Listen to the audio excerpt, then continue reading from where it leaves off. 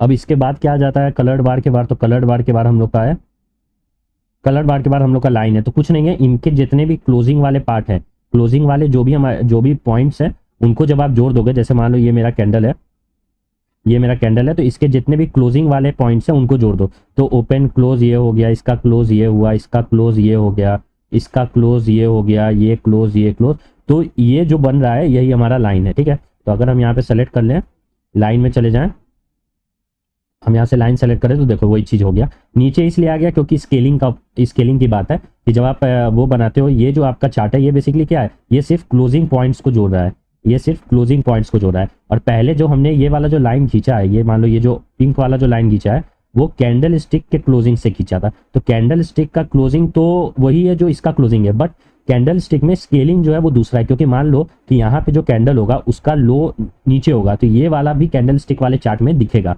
इसीलिए ये नीचे की तरफ शिफ्ट हो गया। तो इतना समझने की जरूरत नहीं है, बस ये समझ लो कि जो भी हमारा क्लोजिंग पॉइंट था हमने उसको जोड़ दिया, तो वहां से जो क्लोजिंग प्राइस था, सॉरी, उसको हमने जोड़ दिया, और वहां से जो हमें मिला वो हम लोग का क्या हो गया, लाइन हो गया। ये सारे यहाँ से open close close close close, इसको इस तरीके से हमने जोड़ दिया, तो जो हमारा बन रहा है वो हम लोग का क्या बन रहा है, वो हम लोग का लाइन बन रहा है। ये तो बस यही लाइन का कॉन्सेप्ट होता है। और क्लोजिंग वाला ही यहाँ आप नीचे जितना भी देखोगे, जितना भी ये डिस्प्ले देखोगे, स्टेप, वर्टेक्स, लाइन, माउंटेन, ये सब क्लोजिंग का यूज करेगा, क्योंकि क्लोजिंग प्राइस जो होता है वो मोस्ट रिसेंट प्राइस होता है। क्लोजिंग प्राइस जो है ये क्या है, ये मोस्ट रिसेंट प्राइस है relative to future. Relative to future जो क्लोजिंग प्राइस होगा वही ना सबसे इंपॉर्टेंट प्राइस होगा। ओपन तो पास्ट में हो गया, जैसे मान लो कि 10 से 11 बजे ये बना, अब 11 से 12 बजे जो कैंडल बनेगा उसके लिए सबसे रिसेंट प्राइस कौन सा होगा, ये वाला होगा, ये ही क्लोजिंग प्राइस है। इसीलिए क्लोजिंग प्राइस को लेके ही हम लोग लाइन प्लॉट करते हैं। ओपनिंग प्राइस को नहीं लेते हैं, चाहे हाई नहीं लेते, क्लोज नहीं लेते, क्लोजिंग लेते हैं, क्योंकि मोस्ट रिसेंट प्राइस है। ये समझ में आ गया। अब इसके बाद देखो, उसके बाद हम लोग का आ गया वर्टेक्स लाइन। तो वर्टेक्स लाइन भी वही चीज है।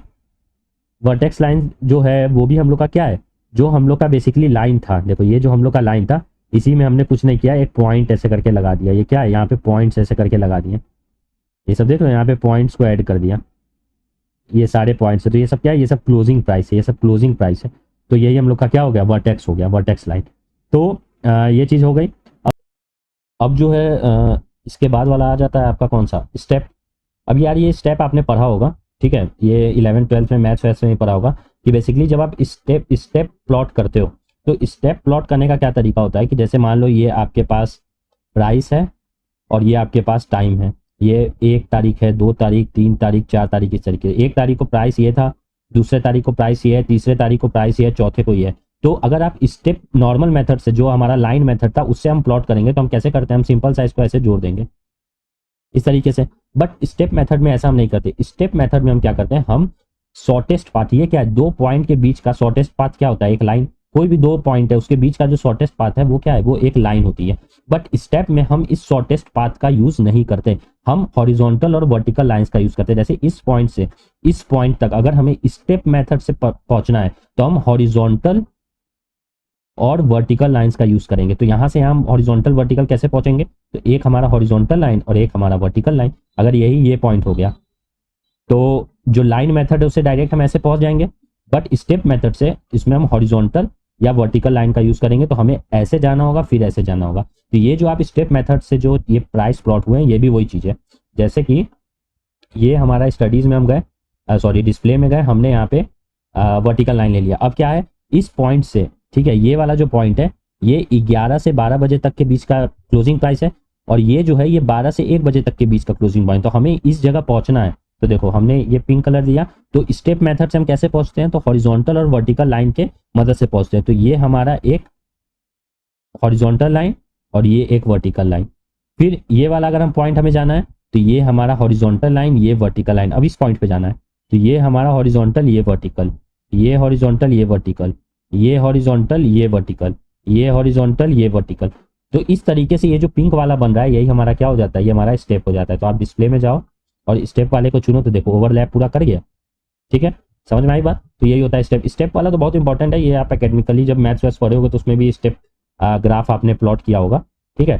और अगर देखना चाहते हो तो यहाँ से आपको यहाँ जाना है, तो ये आपका हॉरिजॉन्टल है और ये वर्टिकल है, ये हॉरिजॉन्टल है, ये वाला वर्टिकल है, ये हॉरिजॉन्टल है, ये वर्टिकल है। आप क्लोजिंग पॉइंट्स को जोड़ रहे हो बट शॉर्टेड डिस्टेंस से नहीं जोड़ रहे हो, लाइन मेथड से नहीं जोड़ रहे हो, हॉरिजॉन्टल और वर्टिकल लाइन से जोड़ रहे हो। तो अब आप यहाँ पे फिर से क्या करो, इसमें आप लगा दो स्टेप मेथड, स्टेप डिस्प्ले। तो देखो पूरा का पूरा ओवरलैप कर गया। तो ये हमारा होता है स्टेप मेथड।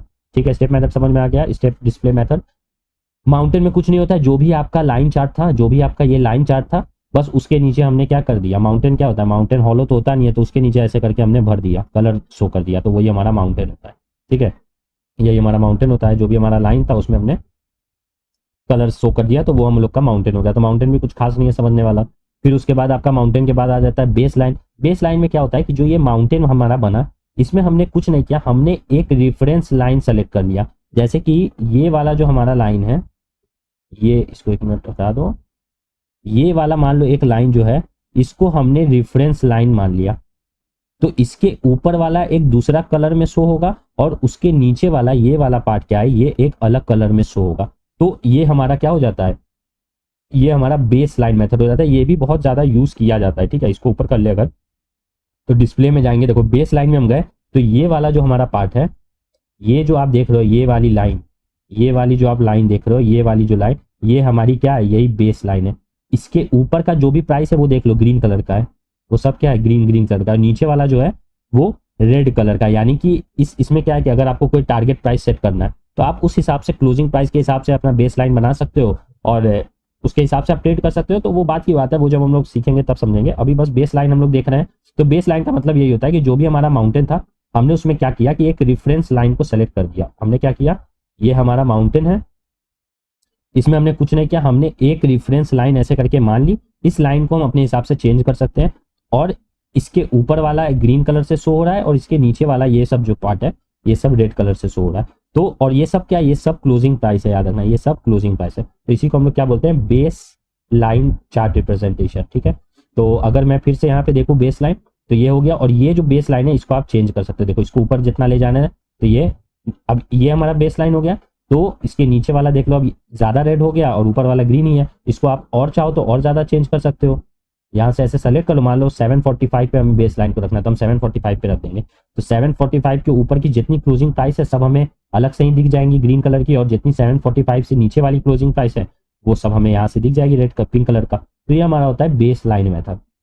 अब बेस लाइन मेथड के बाद, बेस लाइन डिस्प्ले मेथड के बाद आपका हॉलो कैंडल आ गया। तो ये भी सिंपल है, कुछ नहीं है, ग्रीन कलर के जितने भी कैंडल्स हैं उनको हॉलो कर दिया है और कुछ खास नहीं है। जो हमारा कैंडल स्टिक था सेम वही चीज है, बट बस इसमें यही डिफरेंस आ गया कि जो हमारा ग्रीन कलर का कैंडल है उसको हॉलो से शो कर दिया है और जो रेड है वो तो रेड है ही है। तो यहाँ से अगर हम कैंडल में जाएंगे तो देखो बस ये जो ग्रीन है, जैसे ये हॉलो है मान लो, तो ये जितना भी खाली है, जो भी कैंडल जो है खाली है वो सब क्या हो जाएगा, वो सब कलर्ड हो जाएगा।